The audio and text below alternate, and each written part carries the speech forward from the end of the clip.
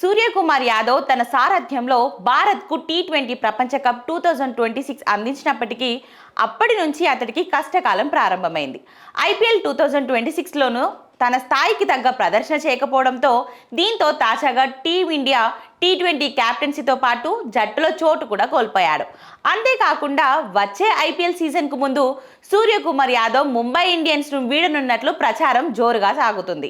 దీంతో సూర్యకుమార్ యాదవ్ తన ఇన్స్టాగ్రామ్లో ముంబై ఇండియన్స్ ను అన్ఫాలో చేశాడనే విషయం వెలుగులోకి వచ్చింది.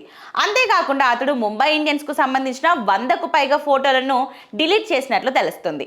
ఈ పరిస్థితుల్లో సూర్యకుమార్ యాదవ్ ముంబైని వీడాలని నిర్ణయించుకున్నట్లు తెలుస్తుంది.